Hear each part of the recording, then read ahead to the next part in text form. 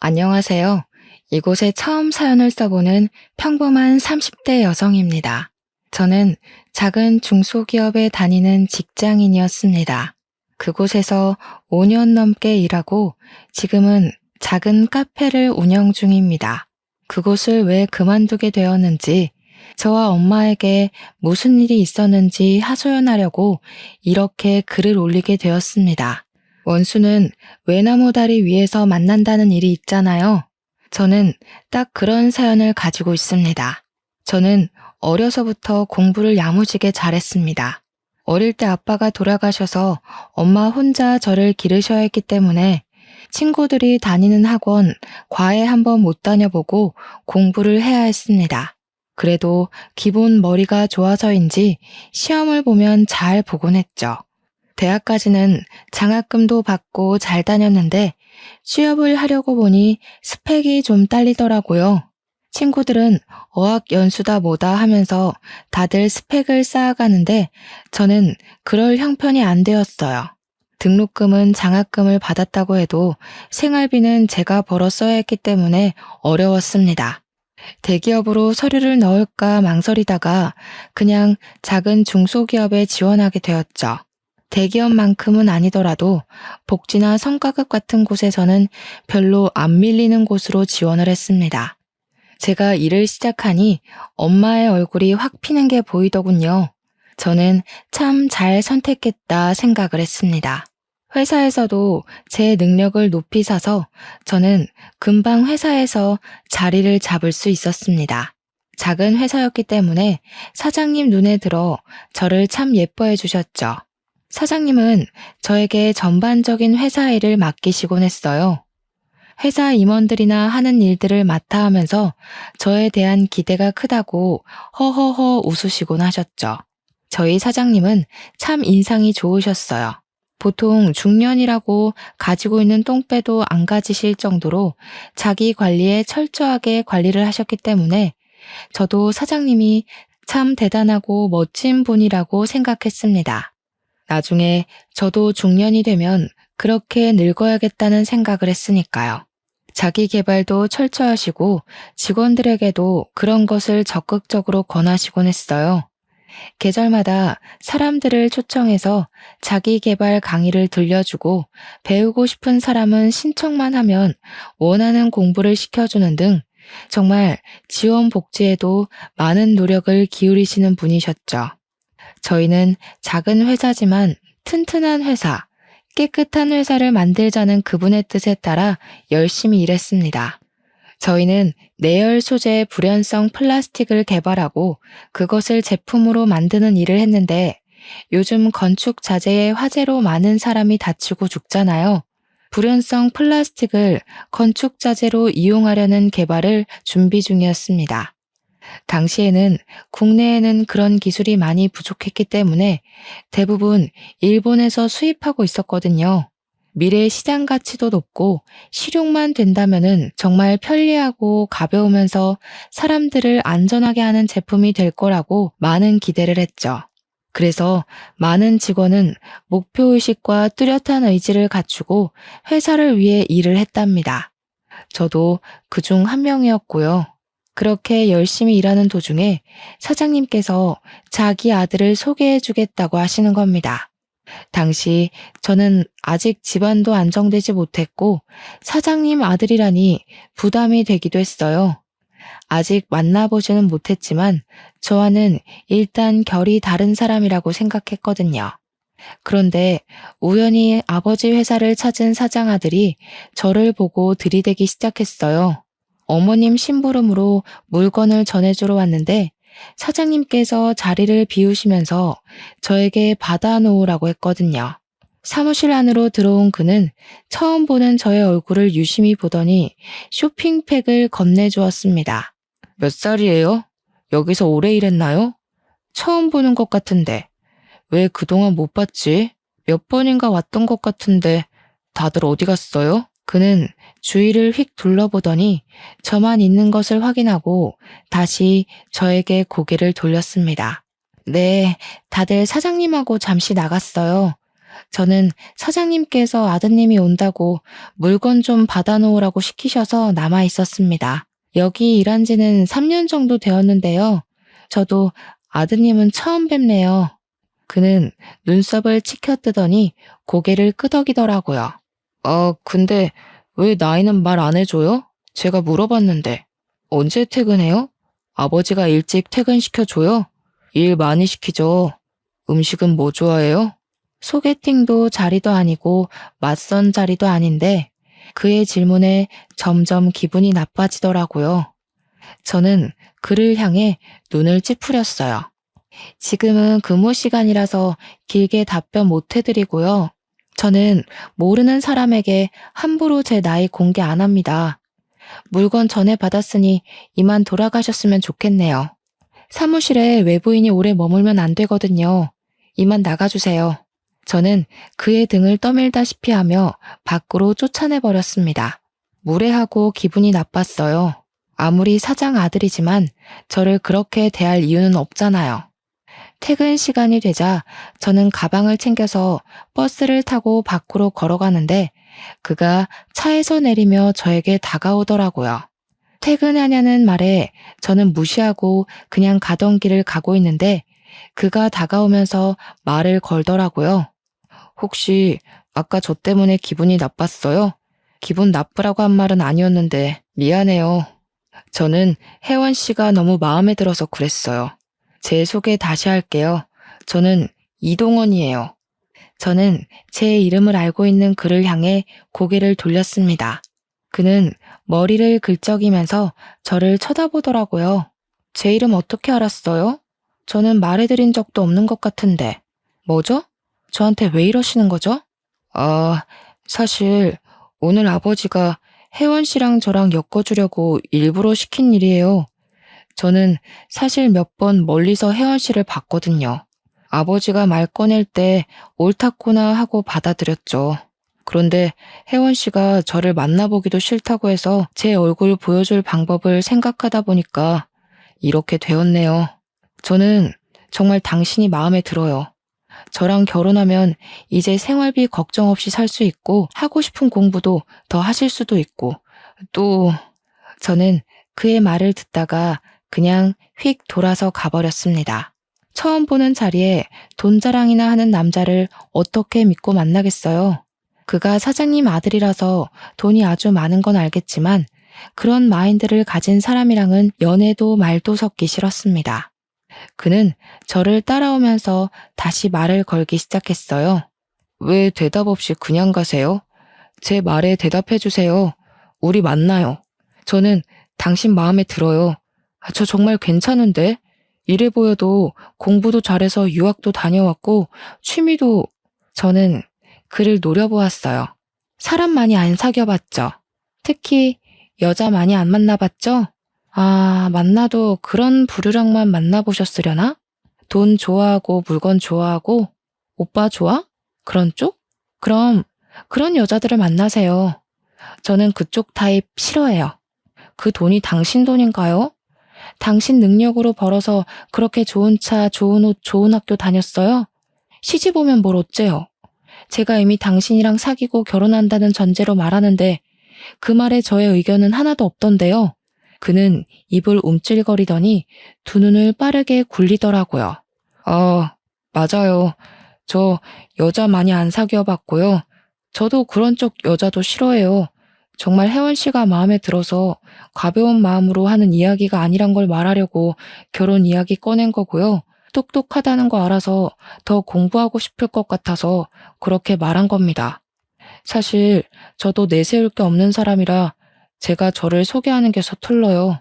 사실대로 말하니까 이제야 좀 대화가 통하는 것 같네요. 솔직하니까 얼마나 좋아요? 저도 당신 하는 말 덜 부담스럽고요. 다음에는 사람들 만날 때 그렇게 막 이어붙이지 말아요. 불쾌해요. 죄송해요. 저는 혜원 씨랑 그냥 차 한 잔 마시면서 서로 이야기하면 좋을 것 같다고 생각했어요. 가벼운 자리도 거부하고 이렇게 힝하니 가버리시니까 제가 마음이 너무 급했어요. 용서해 주실 거죠? 그렇게 말하며 씩 웃는데 정말 이 남자 보통은 아니다 싶더라고요. 그렇게 말하면서도 여유 있는 게 어릴 때부터 다 가져서 그런 것인지 아니면 태생이 이렇게 낙천적인지 아등바등 살아온 저랑은 다른 무언가가 그에게는 느껴졌어요. 자신만만하고 모든 것을 자신 뜻대로 이루겠다는 기백도 느껴지는 게 그에게 호감이 가기 시작했어요. 저는 그를 보면서 고개를 빳빳이 들었어요. 왠지 그를 보면서 기죽기 싫었나 봐요. 하나, 회사로 찾아오지 말 것. 둘, 만남은 주말에만. 셋, 딱 3번만 밥 먹어보고 당신을 만날지 안 만날지 판단해 보겠습니다. 그의 입이 좌우로 벌어지는 게 보였어요. 가지런한 일을 드러내며 그가 핸드폰을 흔들더라고요. 자기는 이미 번호가 있으니 먼저 연락을 하겠다는 겁니다. 참 미워할 수 없는 사람 같았어요. 이렇게 적극적인 사람을 만나기도 어렵겠다 생각하고 있었죠. 그는 정말 주말에 저를 데리러 집 앞으로 왔더군요. 좋기 40년은 더 된 아파트에 수입 흰색 세단에 선글라스를 쓰고 손을 흔드는 그를 보고 참 이 사람은 사람에 대한 편견이 없다는 걸 알게 되었어요. 그는 아버지 회사가 아닌 다른 금융 쪽 회사에 다니고 있었어요. 미국 대학에서도 금융 쪽을 전공해서 아버지 회사 쪽으로는 관심을 안 두고 있다고 하더군요. 그는 정말 차분하면서도 스위트하고 자신 있는 태로 저를 대했어요. 언제나 깊게 고민하지 않는 태도로 무엇이든 했지만 그 결정에 확신이 있다는 느낌을 받았습니다. 여유 있고 위트 있는 그의 모습은 확실히 저에게는 없는 것을 가지고 있다는 것을 알게 해주더군요. 저에게 없는 그런 매력에 그에게 끌렸을까요? 저는 3번만 밥 먹고 정한다고 했지만 주말마다 꼬박꼬박 찾아오는 그를 계속 만나고 있었습니다. 그렇게 1년 정도 그를 만나고 있을 때 사장님은 정말 저를 며느리감으로 생각하셨는지 회사에서도 부르는 호칭이 누구누구 씨에서 혜원아 또는 아가라고 바꿔 부르시기 시작했어요. 회사 사람들도 제가 사장 아들을 만나고 있다는 것을 모르는 사람이 없을 정도였으니 그런가 보다 하려고 해도 저는 왠지 그 사람과의 미래가 머릿속에서 그려지지 않았습니다. 자란 환경이 달라서 그런 것인지 아니면 제가 너무 현실적인 사람이라서 그런 것인지 알 수가 없었어요.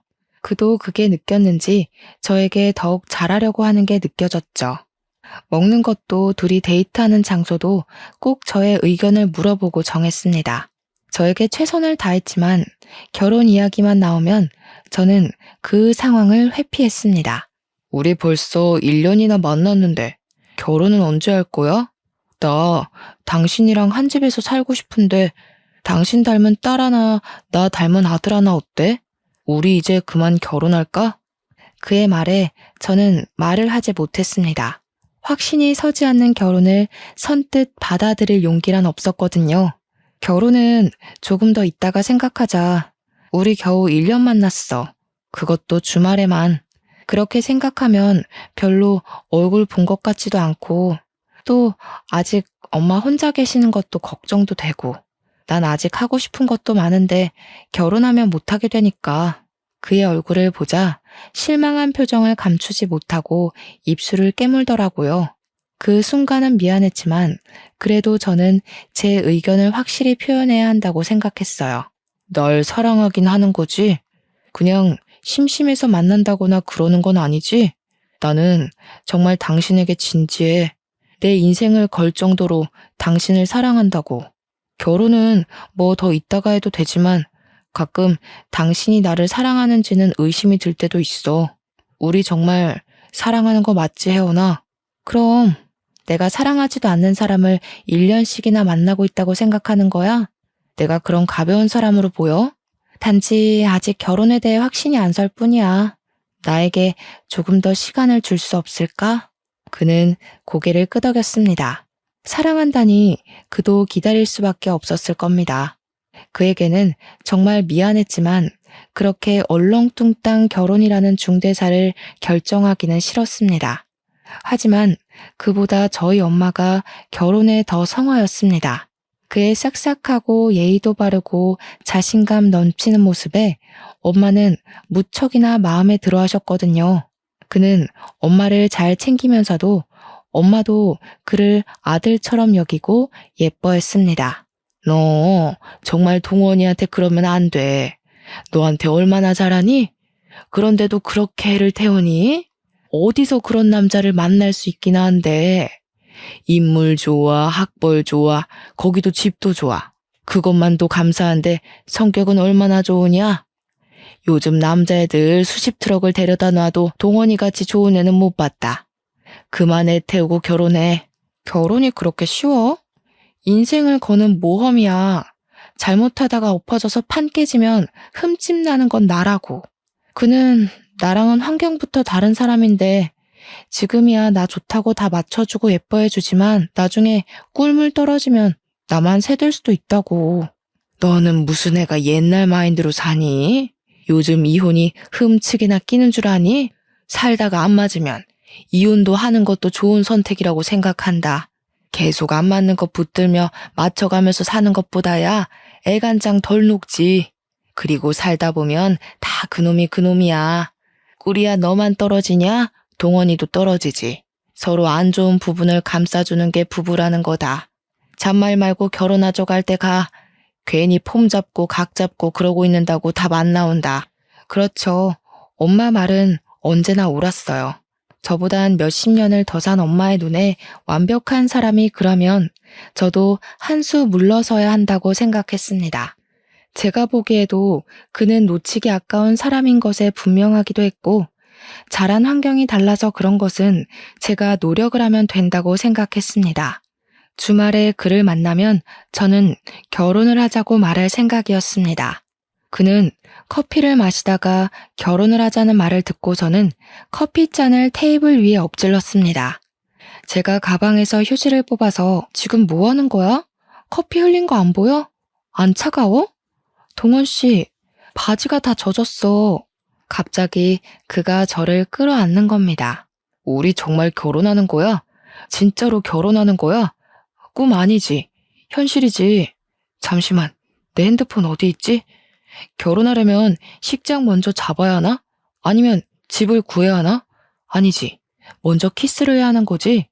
저는 그를 밀치며 노려보았어요. 저렇게도 좋을까?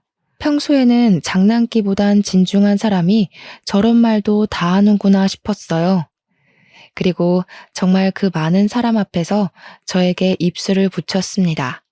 사랑한다, 잘해줄게, 온갖 달콤한 말을 꺼내더니 제 손을 잡고 카페를 나오는 겁니다. 당장 부모님께 인사를 하고 결혼을 하자고요. 얼마나 기다렸을까 미안한 마음이 들었습니다. 저는 그를 껴안고 진정시키면서 제대로 날 잡고 부모님끼리 인사도 해야 결혼식 날짜를 잡을 수 있는 거라고 차분하게 설명을 했습니다. 순간 그가 입을 삐죽이며 실망을 하더라고요. 절차가 너무 길다는 겁니다. 그래도 일륜지 대사 쉬운 게 있나요? 안 된다고 딱 잘라 말하고 상견례 자리를 잡아야 한다고 말했습니다. 그날부로 사장님은 정말 저를 며느리로 생각하셨는지 직원들이 퇴근한 빈 사장실에 저를 따로 부르셨습니다. 사장님을 따라갔더니 사장실 벽에 큰 액자를 치우시더라고요. 그 안에는 작은 금고 하나가 들어있었습니다. 그리고 그 금고를 열고 저에게 안에 있는 것들을 보여주셨어요. 안에는 금괴 수십 개와 그리고 서류 뭉치와 장부가 들어있었습니다. 제게 장부를 보여주시더니 앞으로 저에게 관리하라고 하시는 겁니다. 아들은 이 일에 관심도 없고 하기 싫어하니 회사 일도 잘하고 성실한 저를 며느리감으로 삼았다고 말입니다. 회사를 제가 물려받았으면 좋겠다고 하시는 겁니다. 아가, 혜원아, 이제는 이 회사는 네 것이다.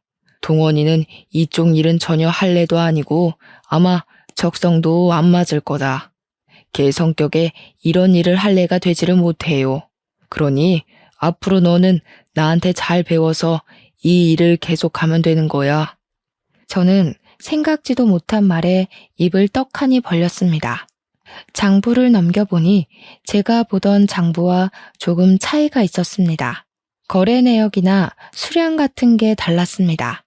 한마디로 분식회계였습니다. 저는 이것을 보고 두 눈을 크게 뜨자 사장님이 제 손을 살포시 잡는 겁니다. 놀란 거 다 안다. 그래, 놀랐을 것이다. 보던 거랑 조금 다르지? 하지만 이게 현실이다. 사람들은 다 원래 이런 거야. 실제를 부풀리고 없는 것을 만들어내고 다 그렇게 사는 거지. 그러니 죄를 짓는다 생각하지 말고 하면 돼 그럼. 그게 진실이 되는 거란다. 저는 자료를 넘겨보며 입술을 바짝 깨물었습니다. 저희가 만들고 있는 불연성 플라스틱은 가짜였습니다. 실험을 조작하고 그럴듯하게 보이게 하고 재료를 수입해와서 사용하는 겉으로만 번지르르한 가짜.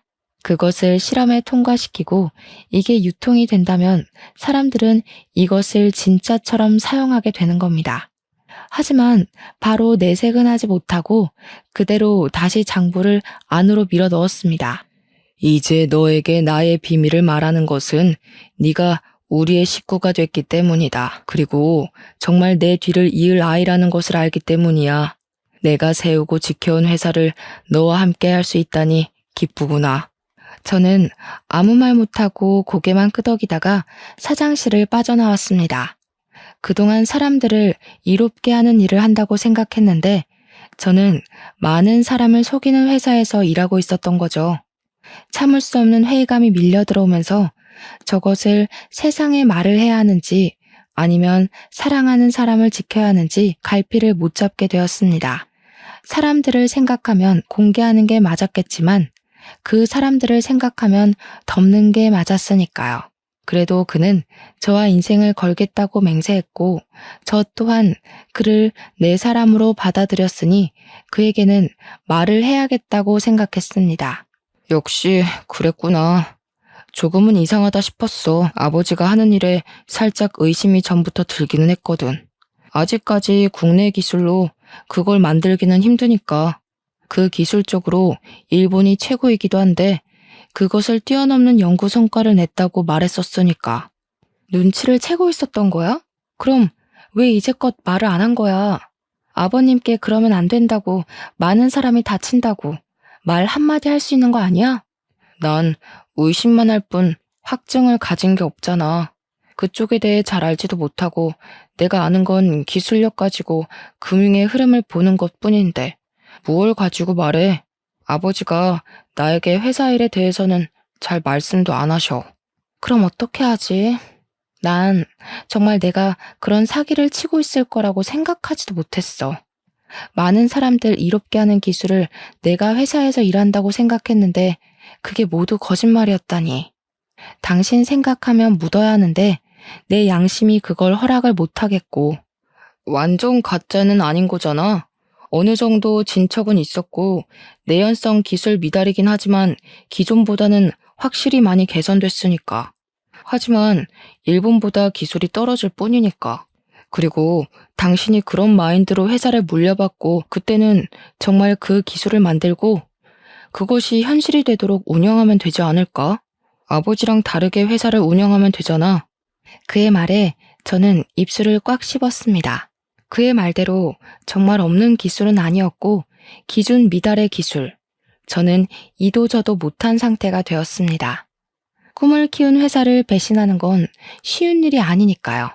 그것도 사랑하는 사람의 아버지 회사였습니다. 그러는 사이 우리의 결혼 준비는 착착 진행되고 있었습니다. 상견례를 위해 레스토랑을 잡고 당일이 되어 엄마를 모시고 그곳으로 향하고 있었을 때였습니다. 그에게 갑자기 전화가 오더라고요. 회사에 일이 생겨서 급하게 지방을 다녀와야 한다고요. 일단 저에게 먼저 가서 상견례를 진행하라는 거였습니다. 어차피 저희는 양쪽 부모님을 알고 있었고 부모님들끼리 보는 자리였으니 저는 알겠다고 하고 레스토랑으로 향했습니다. 그런데 그날따라 주차장에 자리가 없는 겁니다. 몇 바퀴를 돌고 나서야 저는 약속 시간이 촉박해지니 엄마 먼저 내려드렸어요. 사장님 내외를 기다리게 할 수는 없잖아요. 엄마를 내려드리고 한 바퀴를 돌고 오니 다행히 자리가 있더라고요. 저는 바로 그곳에 차를 주차하고 위로 올라갔습니다. 그런데 위에서 큰 고성이 울리는 겁니다. 그 소리는 딱 들으니 엄마와 사장님의 목소리였습니다. 저는 놀래서 달려가다가 계단 옆으로 숨었습니다. 왜 그렇게 숨었는지 저도 잘 모르겠어요. 그냥 그 상황이 두 분이 얼굴을 붉히는 그 기시감이 저를 숨게 만든 것 같아요. 숨어 있으면서도 목이 바짝 타들어가더라고요. 뭔가 일이 있다, 큰 일이 있다는 걸 직감적으로 알고 촬영을 해야 한다는 생각이 번뜩 들었습니다. 그렇게 빼꼼히 핸드폰 렌즈만 내놓고 두 분의 이야기를 들었습니다. 당신 뭐야? 뭔데 여기 있는 거야? 그동안 그렇게 잘 살았어? 아주 신수가 훤한 게 죄 지은 것은 홀라당 다 까먹었나 보네. 어떻게 그렇게 사진 멀쩡하게 살아있을 수가 있는 거지? 엄마의 얼굴은 잔뜩 일그러져 있고 시뻘개져 있었습니다.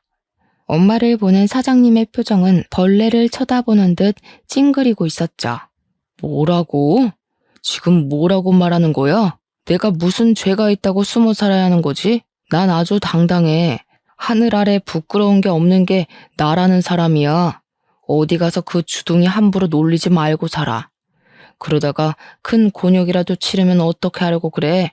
경배기처럼. 경배기는 저희 아빠의 이름이었습니다. 그렇다면 사장님은 저희 아빠를 알고 있었다는 거였습니다. 저희 아빠는 제가 3살 때 돌아가셨기 때문에 기억도 잘 나지 않았습니다. 그런데 사장님 입에서 그 이름이 나오자 저는 온몸에 소름이 돋아올랐어요. 직감적으로 두 분이 무슨 일이 있다는 것을 알게 되었어요.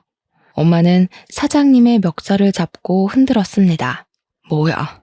어디서 그 이름을 함부로 입에 올려? 당신 같은 버러지한테 함부로 불릴 이름 아니야. 당신이 그때 그 사람 연고만 빼돌리지 않았으면 그 사람이 그렇게 허망하게 갔겠어? 인두껍을 쓰고 어떻게 그럴 수가 있는 거야? 하늘 부끄러운 게 없어? 내가 알아. 당신이 저지른 그 도둑질 내가 안다고. 사장님은 자신의 멱살에서 엄마의 손을 떼어내셨습니다. 어디서 누가 그러대? 증거가 없으면 정말 범죄라고. 증거 있어?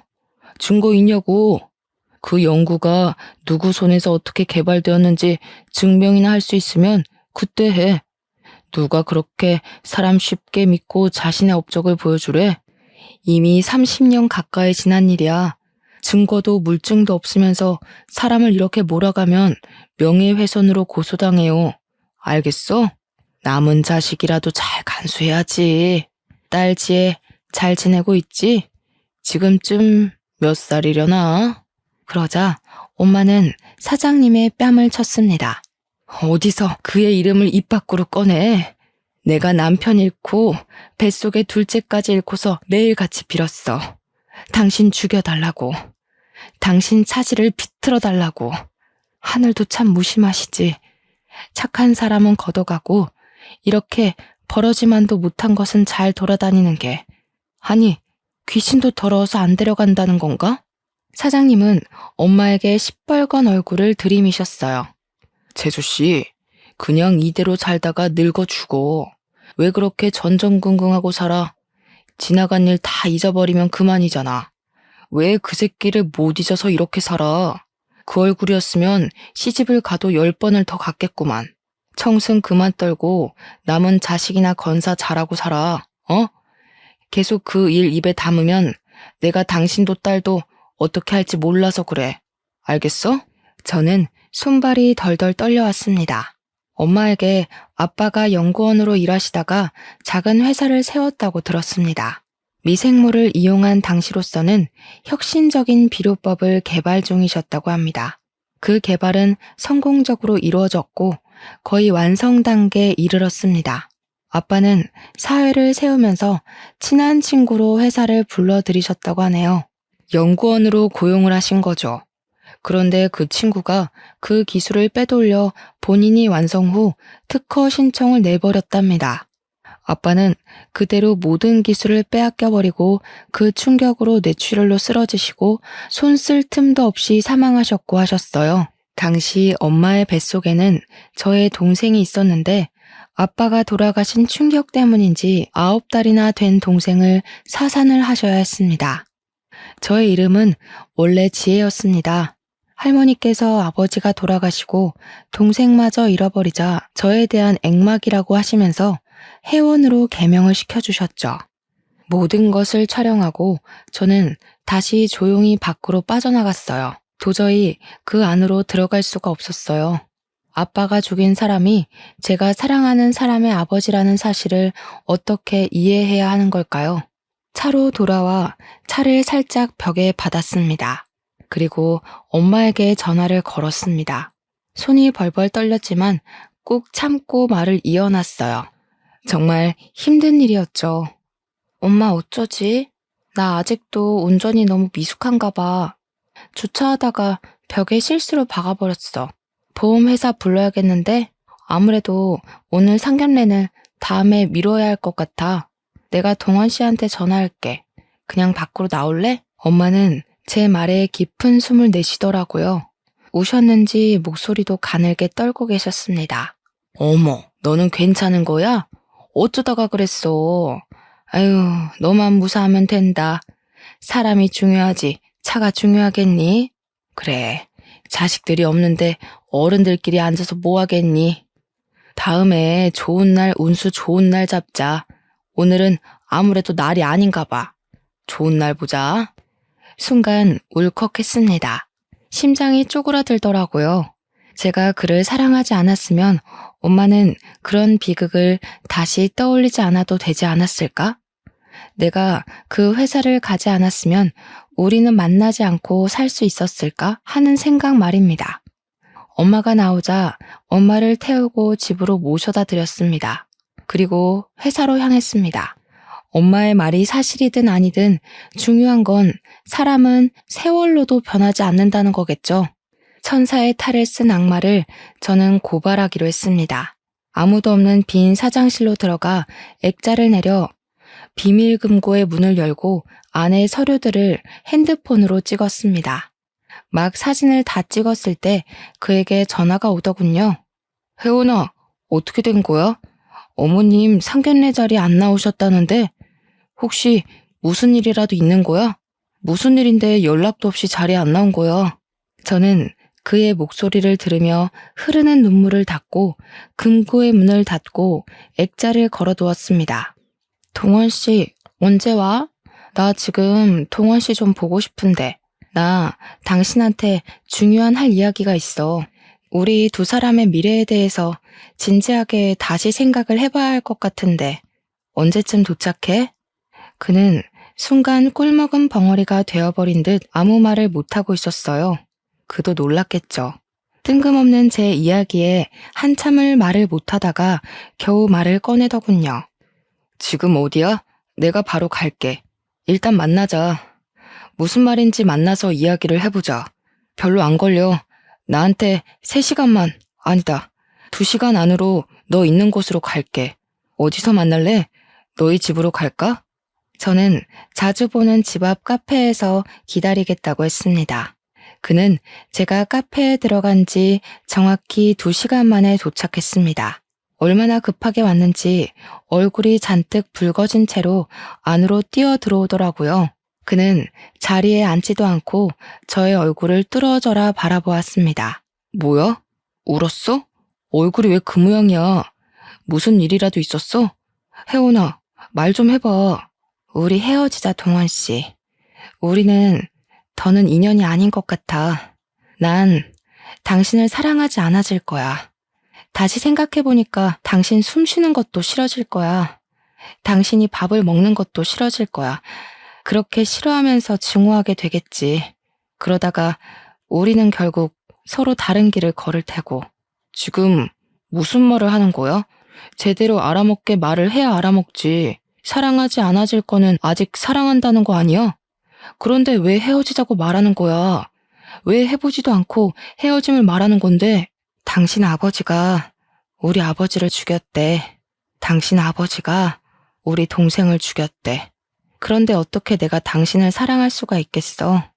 내가 어떻게 당신을 계속 만나서 밥을 먹고 차를 먹고 숨을 쉬지? 알아먹게 말을 해. 뜬구름 잡듯이 그렇게 두리뭉실 말을 하면 내가 못 알아먹잖아. 우리 아버지가 누구를 죽여? 혜원아, 우리 아버지 그렇게 나쁜 분 아니야. 네가 잘못 알았겠지. 도대체 어디서 무슨 말을 듣고 와서 이러는 건데? 그리고 낮에 찍었던 핸드폰 동영상을 들어 그에게 내밀었습니다. 그는 그것을 보고 손을 덜덜 떨더군요. 자신 아버지의 민낯을 보고 그도 적지 않게 충격을 받았나 봅니다. 깊은 숨을 내쉬며 손을 움켜잡는 그를 보며 저는 예전에 아버지가 돌아가신 일에 대해 추가 설명을 했습니다. 그는 이제 거의 울 듯한 표정을 짓더라고요. 새파랗게 질려있는 그를 향해 저는 이별을 고했습니다. 잘 봤어? 우리가 함께 할 수 없는 이유에 대해서 말이야. 나도 처음에 당신 아버지가 우리 아빠를 죽게 만들었다는 말을 믿을 수가 없었어. 난 이 길로 경찰서에 갈 거야. 그리고 그걸 보여주고 우리 아빠가 어떻게 죽었는지 밝혀내야겠어. 나 이대로는 숨을 못 쉴 것 같아. 숨이 안 쉬어져. 동원 씨를 사랑하는 마음은 진심이니까 미리 말하는 거야. 당신은 미리 알아야 할 것 같아서. 저는 고개를 숙이고 눈물을 떨구었어요. 그리고 그의 손에 든 핸드폰을 빼앗아 손에 쥐고 바로 일어섰죠. 그때 그의 손이 저를 붙잡았습니다. 같이 가자. 내가 할게. 당신 말고 내가 신고할게. 이게 진짜라면 벌을 받아야 하는 게 맞는 것 같아. 그게 옳은 것 같아. 같이 가자, 혜원아. 저는 그를 쳐다보았어요. 흔들림 없는 그의 눈빛이 저를 지그시 쳐다보더군요. 이 사람은 그의 아버지와는 다른 사람이었습니다. 죄를 지어도 숨기지 않고 덮지 않는 정직한 사람. 하지만 어떻게 자신 아버지의 죄를 밝히라고 등을 떠밀 수 있을까요? 천벌을 받고 씹어먹어도 모자랄 사람이지만 그래도 저는 이 사람을 사랑하는 걸요. 그의 손에서 손을 비틀어 빼냈습니다. 아니야. 어떻게 그렇게 해. 난 못해, 동원 씨.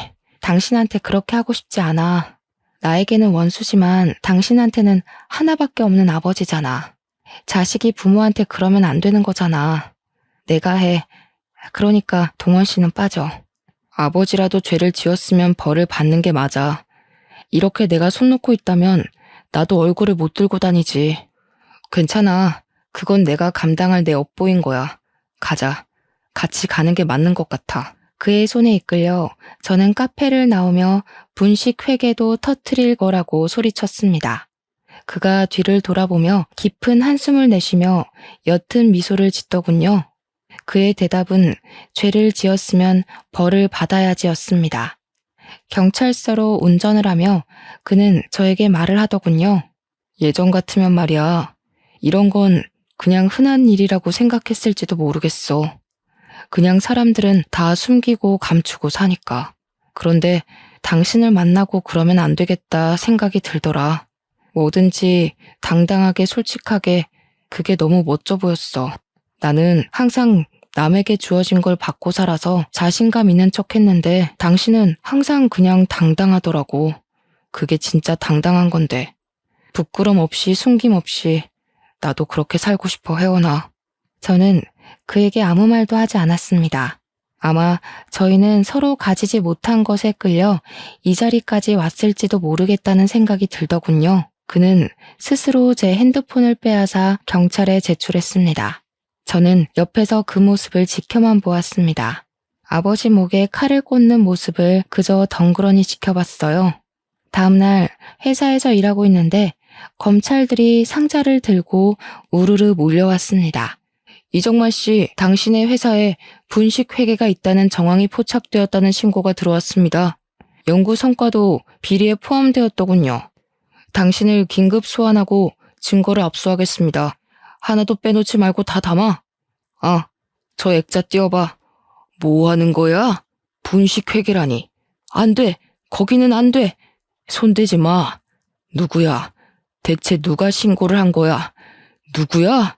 누가 나를? 사장의 눈이 순간 저와 마주치자 울긋불긋해지면서 저에게 다가오시더군요. 저의 어깨를 잡고 흔드는 게 아니겠어요? 설마 아가, 혜원이 너는 아니지? 너는 내 식구잖아. 이 회사를 내가 너에게 준다고 했는데 네가 이 회사를 망치는 건 하지 않았을 거 아니야. 그렇지? 말린 말 안 해? 말하라고. 제가 그랬어요, 아버지. 혜원이가 넌지시 말을 하는데 제가 그냥 있을 수가 없더라고요. 비리에 쌓인 아버지 회사를 보세요. 정말 이 회사를 사랑하신 거 맞아요? 이렇게 쓰레기 냄새가 진동하는 데서 회사 운영을 하시려고요? 제발 부끄럽지 않게 살아요, 아버지. 뭐라고? 동원이 네가 나를 신고했다는 말이냐? 말도 안 돼. 어떻게 자식이 아버지한테 이런 짓을 할 수 있는 거냐? 그게 자식이 할 짓이야? 쓰레기 냄새가 진동해. 그렇게 안 하는 사람 있으면 나와봐라. 그래, 다 그렇게 사는 거야. 이 세상에 깨끗한 놈 있으면 나와보라고 하라고. 저희 아버지요. 유자, 경자, 백자. 저희 아버지는 참 깨끗하게 살아오셨죠. 친구한테 배신당하기 전까지는요. 제가 할 수 있는 복수는 이게 한계라는 게 참 아쉬워요. 당신 손에 두 사람이 목숨을 잃었는데 그 죗값으로 감옥이라니. 너무 불공평하네요. 사장님의 두 눈이 동그래지더라고요. 저를 보며 손가락을 들어 올려 삿대질을 하시더군요. 경백이 딸은 지혜인데 이제 보니 닮았구나. 경백이랑 눈매며 그 대쪽 같은 성격이며 내가 그 녀석을 못 알아볼 리가 없는데. 사장님은 넋이 나간 상태로 목덜미를 붙잡더니 주저앉았습니다. 그리고 검찰들에게 양손이 붙잡힌 채로 밖으로 나갔습니다. 저는 서러움이 한꺼번에 몰려와 주저앉아 울음을 터뜨렸습니다. 그가 저의 어깨를 두들기며 다독이더군요. 미연, 아버님에게 특허를 돌려드리고 싶었는데 이미 공소시효가 지나버렸대. 그리고 이미 아버지가 팔아버려서 소유권도 되찾지 못했어. 내가 할 수 있는 일은 이거밖에 없어서 미안해. 당신을 붙잡고 싶은데 이렇게 아버지를 버려서라도 당신을 얻고 싶은데 나 참 못났다. 그치? 저는 아무 말 없이 그의 얼굴을 보다가 자리에서 일어났어요. 그때 그의 어머님이 어떻게 아셨는지 헐레벌떡 들어오시더라고요. 대강의 내용을 아들에게 들으시고 저의 손을 꽉 잡으시더군요. 어머 세상에, 네가 경백 씨 딸이야? 그랬구나. 난 그동안 저 사람 말에 깜빡 속아 살았구나. 그때 너희 아버지가 갑자기 그렇게 되고 우리도 정신이 없었거든. 남편이 갑자기 돈이 생겨서 사업을 한다고 하지를 않나. 친구가 잘못됐다는데 이상하다 생각은 했지. 그게 그렇게, 아휴, 그 죄를 다 어떻게 갚으려고 그런 짓을 했다니? 동원아, 잘했다. 사람이 죄를 지으면 반드시 돌아오는 법이다. 미안하다, 혜원아. 내가 정말 미안해. 그 말을 듣고 저는 그 사람은 아버지보다 어머니를 닮았다는 사실은 분명하게 알게 되었습니다. 그의 아버지는 검찰 조사를 받다가 저희 아버지와 같은 뇌출혈로 쓰러져서 결국은 중환자실에 입원하는 신세가 되었습니다. 저는 당연히 회사를 그만두고 작은 카페를 차렸습니다. 그는 금융회사를 그만두고 아버지 회사로 들어가 사장이 되었습니다. 저를 찾아와 매일같이 한탄을 늘어놓으며 이건 어떻게 하면 되냐, 저건 어떻게 해야 되냐 물어봅니다. 저희는 어떻게 되었냐고요? 여전히 같아요. 주말마다 만나고 만나서 차도 먹고 밥도 먹고 딱 거기까지 선을 허락했습니다. 그는 언젠가 자신을 용서할 날이 있을 거라고 기대를 하더군요. 그래도 저는 아직도 그와의 미래가 잘 그려지지 않아요. 하지만 그가 그의 아버지의 죄를 짊어지고 저를 향해 용서를 구하며 더욱 정직하고 바르게 살려 한다는 것을 알고 있기에 그 사람을 밀어내지 않고 지켜보고 있습니다. 제 사연은 여기까지입니다. 이렇게 속을 풀어놓으니 마음속에 쌓인 한이 조금은 풀리는 것 같습니다.